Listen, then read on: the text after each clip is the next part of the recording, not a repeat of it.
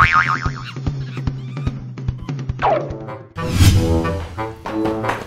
dito na ako. Ay, naku, buti naman ako si Boss Gat na galit na kanina ka pa hinahanap. Ano sabi? Ano sinabi? Ano kayo? Basta na ba?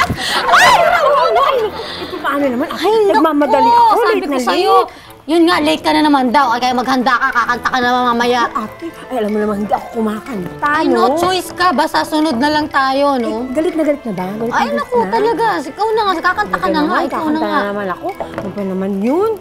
Hira naman. Ako kumanta. Ano kayang pagmimitingan natin ngayon? Basta nagpatawag ng meeting, ang kinakabahan talaga ako. Hindi, kinakabahan na. Ay, talagang kakabahan ka talaga kung pakakantayin ka. Patay ka ngayon. Oh, guys, listen up. Kompleto na ba kayo? Sorry, yes, sir. Kompleto na kayo. Eto bilang penalty dun sa mga nilate, hawak ko ngayon yung mga listahan ng mga nilate kaninang umaga. At syempre, unang-una pa rin dyan, si Kit Bailey. Kit, ano, ready ka na ba? Ready na ba ang piece mo?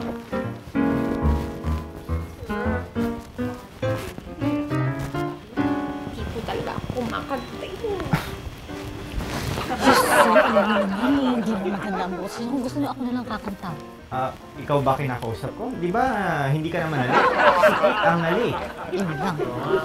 Kit, 2 buwan ka na. 2 in a row ka na within this month. 2 beses ka na nililate. Alam mo naman kung anong penalty natin sa mga nililate, di ba? Oo nga po, sir. Kaya lang, nung una niyo naman po ako kinakanta, napahiya naman po talaga ako. Sana maintindihan niyo, malayo po yung bahay ko. Galing pa akong Bulacan, sir. Kung sir, maawa naman kayo. Kit, alam mo naman ang batas, di ba? Ang batas ko ay batas, so kailangan sumunod. Ang late, ang penalty natin ay kakanta. Kasi kung hindi ka kakanta, mapapatawag ka ng administrative case dito sa company natin. Sir, alam nyo, ba't ganyan kayo? Gusto nyo lang yata ipahiya yung mga empleyado nyo eh. Wala naman ako nakitang ganyan sa isang kumpanya na mayroong penalty kailangan pakantahin. Aba, hindi pwedeng mag-resign, Kit. May kontrata kang pinirmahan. Ano, kakanta ka ba o magpa-file na ako ang administrative case laban sa'yo? Sir naman, huwag naman kayo ganyan. Higpit na naman, sir. Pagka nag-resign ka, meron pa akong pwedeng isampa sa yung kaso. Ano naman yan, sir? Sikreto. O, kanta na! Grabe tong kalbong to! Grabe tong kalbong to! Kaya nga kalbong yan. Ako, yaman ba? Napakasungit niyan, kaya ganyan.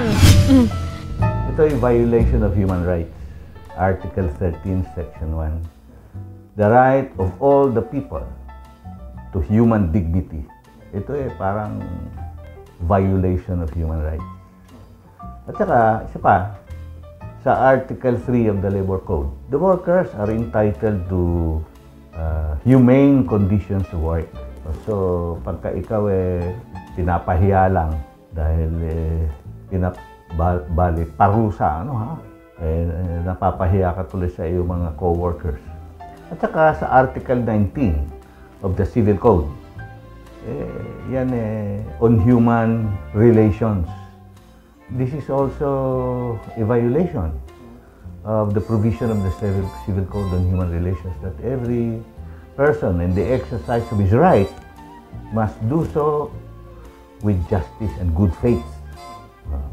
So, maski na ang employer has the prerogative, to impose discipline as a policy, the policy must be reasonable.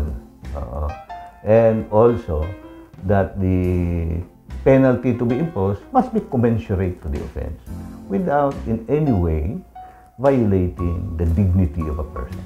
Siguro ang lalabas lang dito for purposes of damages lang. Civil case lang siguro. Pero not a criminal offense to my mind, to my estimation. Dahil hindi naman, pinahiya lang naman siya rito. Hindi naman ito, it cannot even be said na this is malicious mischief or something. So damages, pwede siya. Civil damages.